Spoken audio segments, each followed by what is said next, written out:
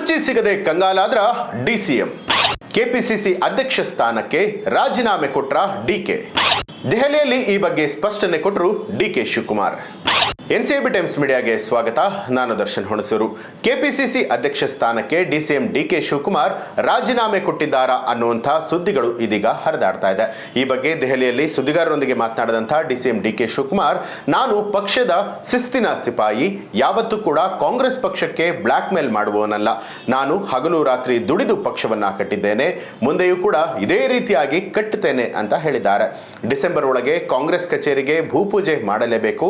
ಅದಕ್ಕೆ ನಾನು ದಿನಾಂಕವನ್ನ ನಿಗದಿ ಮಾಡಬೇಕಾಗಿದೆ. ಹೀಗಾಗಿ ನಮ್ಮ ಅಧ್ಯಕ್ಷರನ್ನ ಭೇಟಿ ಮಾಡೋದಕ್ಕೆ ಹೋಗ್ತಾ ಇದ್ದೇನೆ.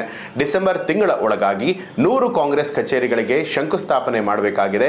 ಕಾಂಗ್ರೆಸ್ ಸಂಸ್ಥಾಪನಾ ದಿನ ಆಚರಣೆಯನ್ನ ಮಾಡಬೇಕು. ಇದೆಲ್ಲವನ್ನ ಯಾರು ಮಾಡಬೇಕು? ನಾನೇ ಮಾಡಬೇಕು.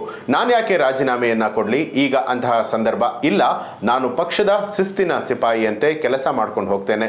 ಮುಂದೆಯೂ ಕೂಡ ಪಕ್ಷವನ್ನ ಅಧಿಕಾರಕ್ಕೆ ತರೋದಕ್ಕೆ ಶ್ರಮಿಸ್ತೇನೆ ಅಂತ ಹೇಳಿ ಸ್ಪಷ್ಟಪಡಿಸಿದ್ರು. ಇದು ಒಂದು ಕಡೆ ಆದ್ರೆ, ನಾಯಕತ್ವ ಬದಲಾವಣೆ, ಸಚಿವ ಸಂಪುಟ ವಿಸ್ತರಣೆ ಸೇರಿದಂತೆ ಎಲ್ಲವನ್ನ ತೀರ್ಮಾನ ಮಾಡುವಂತದ್ದು ಹೈಕಮಾಂಡ್ ಅಂತ ಹೇಳಿ ಪರಮೇಶ್ವರ್ ಅವರಿಗೆ ಡಿಕೆ ಸುರೇಶ್ ಅವರು ಕೂಡ ತಿರುಗೇಟು ಕೊಟ್ಟಿದ್ದಾರೆ. ಸಚಿವ ಸಂಪುಟ ವಿಸ್ತರಣೆಯ ಬಗ್ಗೆ ಮಾಧ್ಯಮಗಳಲ್ಲಿ ವರದಿಯನ್ನ ನೋಡಿದ್ದೇನೆ. ಇದು ಮುಖ್ಯಮಂತ್ರಿ ಹಾಗೂ ಹೈಕಮಾಂಡ್ ನಾಯಕರಿಗೆ ಬಿಟ್ಟಿರುವಂತಹ ವಿಚಾರ. ಹೀಗಾಗಿ ಅವರು ಯಾವ ತೀರ್ಮಾನವನ್ನ ಮಾಡ್ತಾರೆ ಅನ್ನೋದನ್ನ ಕಾದು ನೋಡೋಣ ಅಂತ ತಿಳಿಸಿದ್ರು. ಇನ್ನು ನಾಯಕತ್ವ ಬದಲಾವಣೆ, ಸಚಿವ ಸಂಪುಟ ವಿಸ್ತರಣೆ ಸೇರಿದಂತೆ ಎಲ್ಲವನ್ನ ತೀರ್ಮಾನವನ್ನ ಮಾಡಬೇಕಾಗಿರುವಂತದ್ದು ಹೈಕಮಾಂಡ್ ಅಂತ ಹೇಳುವ ಮೂಲಕ ಸಚಿವರಾದ ಪರಮೇಶ್ವರ್ ಅವರಿಗೆ ಬಬುಲ್ ಅಧ್ಯಕ್ಷ ಡಿಕೆ ಸುರೇಶ್ ಅವರು ಭಾನುವಾರ ತಿರುಗೇಟನ್ನ ಕೊಟ್ಟರು. ಸದಾಶಿವನಗರದಲ್ಲಿ ಮಾತನಾಡಿದಂಥ ಅವರು, ಸಚಿವ ಸಂಪುಟ ವಿಸ್ತರಣೆಯ ಬಗ್ಗೆ ಮಾಧ್ಯಮದಲ್ಲಿ ನಾನು ಸಾಕಷ್ಟು ವರದಿಗಳನ್ನ ಪ್ರತಿನಿತ್ಯ ನೋಡ್ತಾ ಇದ್ದೇನೆ. ಇದು ಮುಖ್ಯಮಂತ್ರಿ ಹಾಗೆ ಹೈಕಮಾಂಡ್ ನಾಯಕರಿಗೆ ಬಿಟ್ಟಿರುವಂತಹ ಬಹಳ ದೊಡ್ಡ ವಿಚಾರ.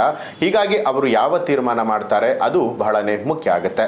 ಕೆಪಿಸಿಸಿ ಅಧ್ಯಕ್ಷರ ಬದಲಾವಣೆ ಪ್ರಸ್ತಾವನೆಯನ್ನ ಹೈಕಮಾಂಡ್ ಮುಂದೆ ಇಟ್ಟಿರುವಂತದ್ರ ಬಗ್ಗೆ ಪ್ರತಿಕ್ರಿಯೆಯನ್ನ ಕೊಟ್ಟು, ಹೈಕಮಾಂಡ್ ತೀರ್ಮಾನ ಸಲಹೆಗಳನ್ನ ಶಿವಕುಮಾರ್ ಅವರು ಕೇಳ್ತಾರೆ. ಶಿವಕುಮಾರ್ ಅವರು ಮಾತ್ರ ಅಲ್ಲ, ಎಲ್ಲರೂ ಕೂಡ ಕೇಳ್ತಾರೆ. ಅದರಲ್ಲಿ ಯಾವುದೇ ಅನುಮಾನ ಬೇಡ. ಅಧ್ಯಕ್ಷ ಸ್ಥಾನದಲ್ಲೇ ಮುಂದುವರಿಬೇಕು ಅನ್ನುವಂಥ ಆಸೆ ಶಿವಕುಮಾರ್ ಅವರಿಗಿಲ್ಲ. ಪಕ್ಷ ಮುಂದುವರಿಸಿಕೊಂಡು ಹೋಗೋದಕ್ಕೆ ಹೇಳಿದೆ. ಎಷ್ಟು ದಿನ ಅವಕಾಶವನ್ನ ಕೊಡ್ತಾರೋ ಅಷ್ಟು ದಿನ ಪಕ್ಷದ ಕೆಲಸವನ್ನ ಮಾಡ್ತಾರೆ ಅಂತ ಹೇಳಿ ತಿಳಿಸಿದ್ರು.